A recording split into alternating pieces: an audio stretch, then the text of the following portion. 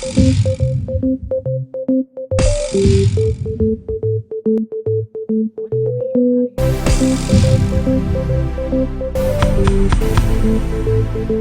everybody, it's Mimi with the dailyfastingblog.com, and today I'm going to be talking about hunger. Hunger. How do you deal with hunger as someone who fasts, especially someone who fasts daily like I do? How do you deal with it? That's probably one of the biggest questions that I'm asked is how on earth do you go for 19 hours without food and actually function, actually hold down a job, actually do things where you have to use your mind, where you have to calculate and write and go about your day just like everyone else. You don't really get a pass just because you're fasting. So how do you do that? How do you deal with hunger? Well, first of all, the longer you fast, the easier it is to differentiate between somatic hunger and limbic hunger. And what's the difference? Somatic hunger is actual true hunger. It's that physiological process that's going on in your body that's letting the body know and letting you know it's time to eat. Limbic hunger is completely different. It's on the opposite end of the coin, and it relates to cravings for food or psychologically feeling as though you need to eat when in reality you don't necessarily need that nourishment at the moment.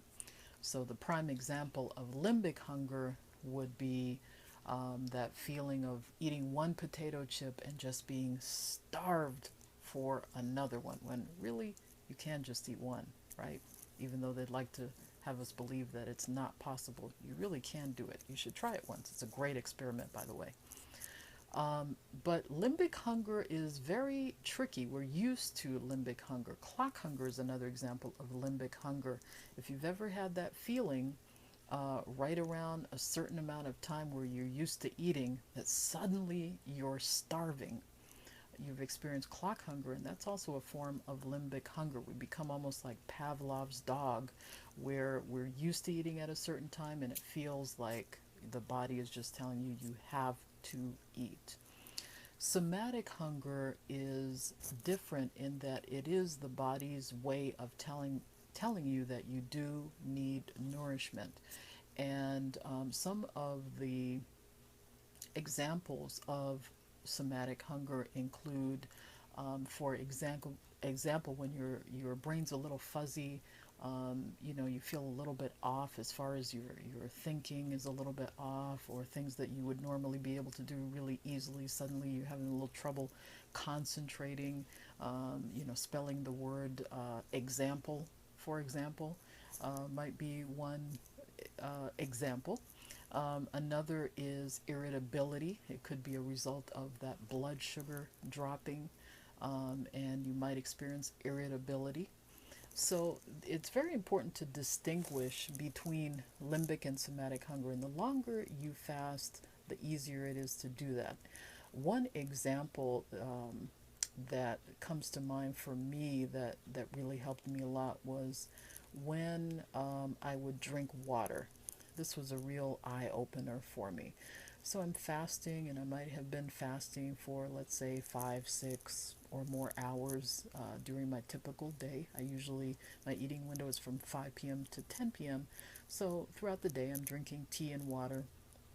And I recall one day I was drinking some water. I just drank some water, and maybe about 15 minutes later, I said, wow, this is strange. I'm hungry today. Usually I'm not really hungry at this time. I usually can go a lot longer before I kind of feel like, okay, yeah, it might be time to eat now. And I thought, wow, why am I feeling hungry? And then I realized that it was really merely just the water digesting.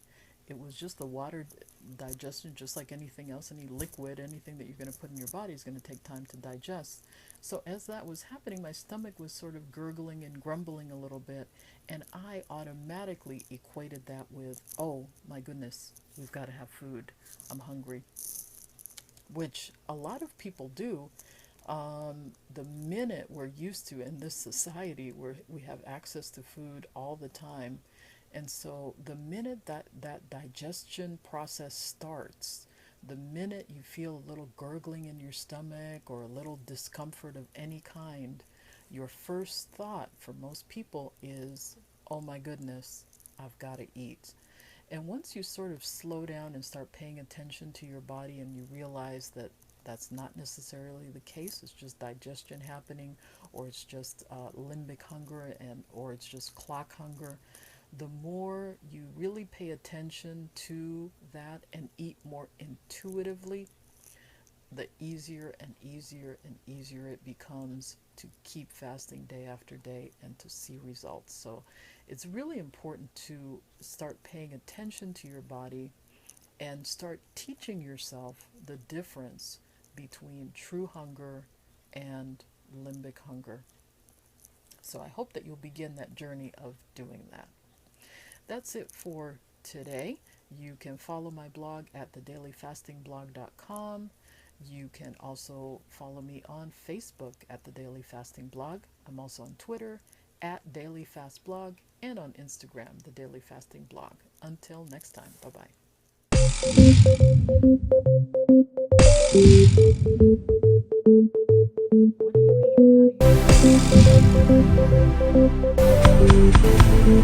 How do you